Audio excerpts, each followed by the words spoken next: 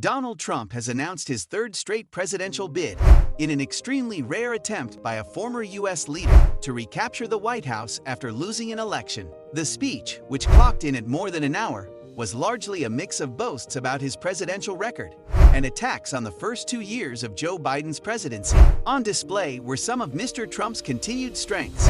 He has an unmatched sense of which issues are important to grassroots conservatives, such as immigration and crime.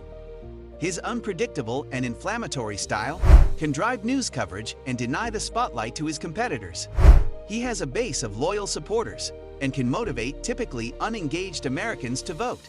And after 4 years in office, many of those supporters hold positions of authority within the Republican Party. But his speech also highlighted some of Mr. Trump's key weaknesses. What do Trump voters think now? Mr. Trump said the task ahead was not one for a conventional candidate, but for a movement of millions of people. His movement, his people, and his campaign. He rode that movement to the presidency 6 years ago, but there's reason to believe the obstacles that his latest White House bid will face are more daunting this time around. Here's why. Number 1. Running with a record. 8 years ago, Mr. Trump was a political blank slate. With no record as an officeholder, voters could project their hopes and desires onto him. He could make expansive promises, so much winning, without critics pointing to past shortcomings and failures. That's not the case anymore.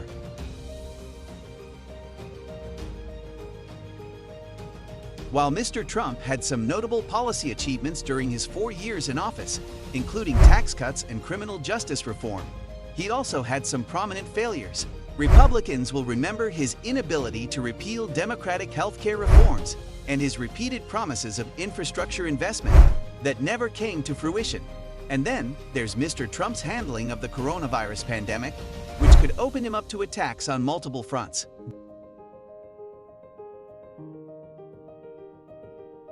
Democrats have long criticized his response as insufficiently aggressive, but there are some on the right who believe he went too far in supporting government-mandated mitigation efforts. Number 2. The shadow of 6 January. Mr. Trump won't just have to run on his policy record as president either.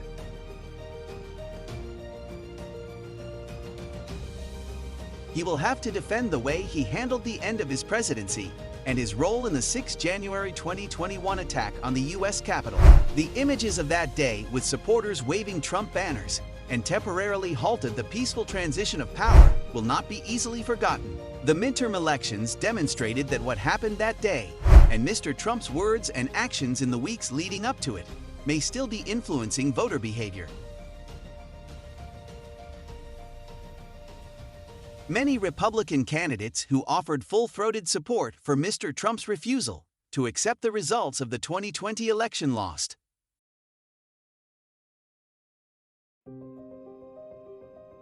Lots of them underperformed. Other Republican candidates in their states who were not outspoken in their election denial. Number 3.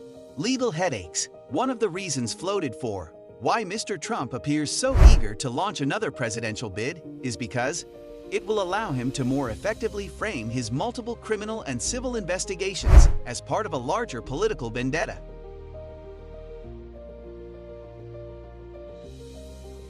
While that might work for public relations purposes, Mr. Trump's legal exposure in these cases is very real. The former president is currently defending himself against a criminal election tampering inquiry in Georgia, a civil fraud case targeting his business empire in New York, a defamation lawsuit involving a sexual assault allegation, and federal probes into his role in the Capitol attack and his post-presidential handling of classified material. Any of these investigations could lead to full-blown trials, which would dominate the headlines and at least temporarily derail Mr. Trump's campaign plans. At best for him, it would be a costly distraction.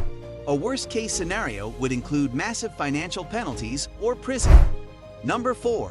A tougher opponent. As the Republican presidential contest began 8 years ago, Mr. Trump faced off against a Florida governor considered to be the party's prohibitive favorite. Jeb Bush, however, proved a paper tiger. A massive campaign war chest and a famous last name was not enough. He was out of step with the Republican base on immigration and education policy, and the Bush name didn't carry the power within the party that it once did.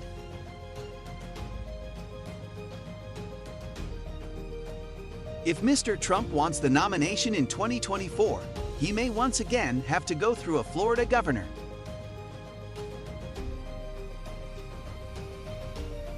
Unlike Mr. Bush, however, Ron DeSantis just won an overwhelming re-election victory, which suggests he is in tune with his party's core supporters.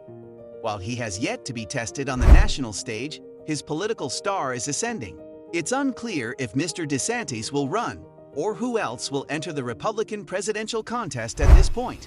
The Florida governor could emerge as the consensus pick among the party faithful, not interested in giving Mr. Trump another shot. If so, Republican voters may have the kind of binary choice, which will improve their odds of stopping Mr. Trump before his nomination is secured. Number 5. Popularity issues. On the evening of Mr. Trump's presidential announcement, a conservative group released a series of polls which showed Mr. Trump trailing Ron DeSantis in a head-to-head contest by double digits among Republican voters in Iowa and New Hampshire.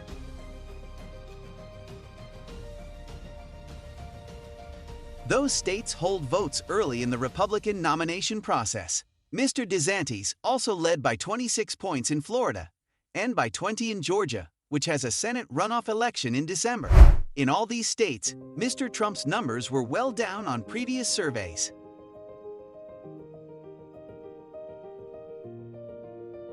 According to exit polls from the recently concluded midterm elections, Mr. Trump is simply not very popular, including in the key states.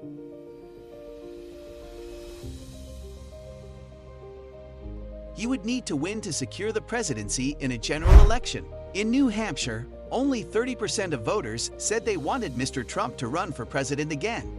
Even in Florida, that number only rose to 33%. Of course, Mr. Trump overcame net negative views of his candidacy in 2015 as well. But after 8 years as a political figure on the national stage, those views may be much less likely to change this time around. If he wins the presidency, Mr. Trump would be 78 years old when he's sworn in. And while that's the same age Joe Biden was when he moved into the White House, it would make him the second oldest president in U.S. history. Time takes its toll in different ways on different people, but the increasing burdens of age are inevitable. There's no guarantee that Mr. Trump can withstand the kind of rigorous campaigning required to win the Republican nomination, particularly one where he will probably be pitted against much younger candidates. Mr. Trump has shown remarkable endurance in the past, but every man has his limits. This was all for today. Hope you liked the video. Don't forget to subscribe to our YouTube channel and hit the bell icon for more updates and notifications.